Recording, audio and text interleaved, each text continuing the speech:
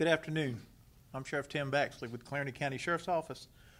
Appreciate all of you coming today. We have an update on the case that happened on June the 4th, 2022, where we had a drive-by shooting that occurred at a graduation party in the St. Paul area of Somerton, South Carolina.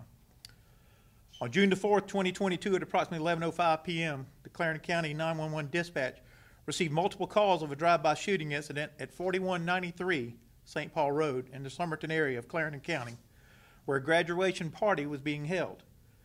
Clarendon County deputies responded to the scene and upon arrival discovered that several victims had been shot. It was first reported that there were 8 victims on the scene. All of those were transported to McLeod Health Clarendon, and then some were transported from there to other trauma centers. The victims were as follows. We had one 12-year-old. We had one 13-year-old. We had one 14-year-old. We had two 15-year-olds, one 17-year-old, one 32-year-old, and one 36-year-old. The 32-year-old, a female by the name of Adriana Tutu Khan, died the following Sunday morning from her injuries. On Monday, June the 6th, another 17-year-old victim came forward with a gunshot wound from the incident stemming from the graduation party on June the 4th. This victim was treated and released. The victim stated to officers that they were scared to come forward the night of the incidents because they were not supposed to be at the party. This now brought the total number of victims in this incident to 9. All of the other victims have been released from the hospital.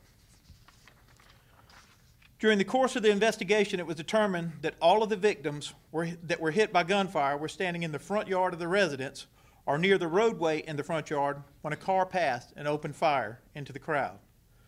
It was estimated that there were approximately 150 or more at this party during the time of the shooting. All of the victims and several of the attendees of the party have been interviewed.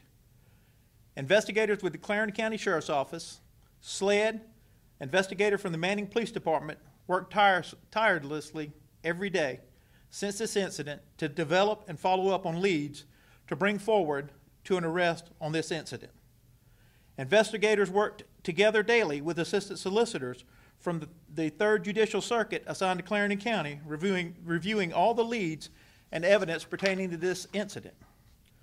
Today, I want to announce the arrest of 3 individuals responsible for this shooting. Amonte Devon Wright, 18-year-old male from the Manning area of Clarendon County. Jaheim Sylvester Billy, a 19-year-old male from the Alcalute area of Clarendon County. Tyrese Amonte Brunson, a 21-year-old male from the Manning area of Clarendon County. We have warrants for another subject who has not been located as of yet. He has been identified as Demondre Isaiah Dennis, a 21-year-old male from the Manning area of Clarendon County.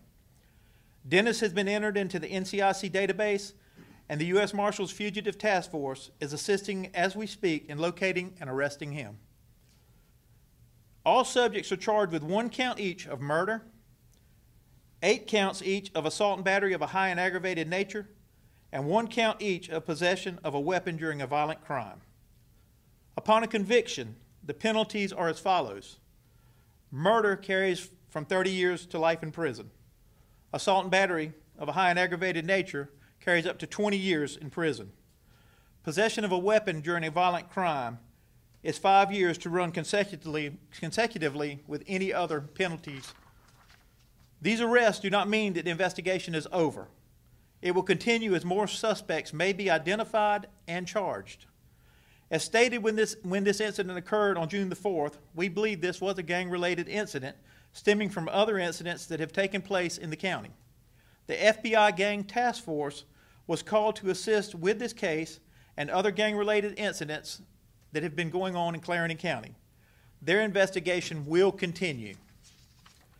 I would personally like to recognize and thank all the agencies involved with assisting us on this case, and many of those participants are here with us, and I will introduce them to you now.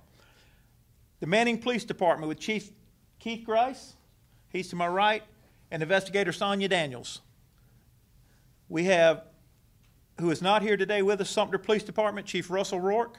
he offered his assistance and provided the message boards that we have throughout the county to be used in the county, requesting information and rewards for any information on this incident. The Lexington County Sheriff's Office, Sheriff Jay Kuhn, offered his gang officer to assist us. Lee County Sheriff's Office, Sheriff Danny Simon, offered his assistance. Sumter County Sheriff's Office, Sheriff Anthony Dennis provided information and provided us the use of his detention facility. Orangeburg County Sheriff's Office, Sheriff Leroy Ravenel offered his assistance. Berkeley County Sheriff's Office, Sheriff Dwayne Lewis offered assistance and his use of his detention facility. Florence County Sheriff's Office, Sheriff T.J. Joy offered his assistance and also the use of his detention facility. I would like to also say that we worked hand in hand with the Third Circuit Solicitor's Office, with the assistant solicitors who are present with us now. It's Assistant Solicitor Darla Pierce and Assistant Solicitor Philip Little. They met with us daily to go over all of our leads and everything on our case to make sure that we were 100% right on everything we were doing. We used them for guidance on legal issues and conferred daily. I am just proud to tell you that this group worked together well, and you can see by all the assistance that was offered by the surrounding counties that when law enforcement, when we can all get together as one team, we can make things happen. And this has come out, it's not going to change what has happened for the loss of the life of Tutu Kynes. But we have closure for the family now. And we will continue on this case, and we ask anybody who still has information to please call the 188-CRIME. Leave any information that you may have, because we are still following up on these leads.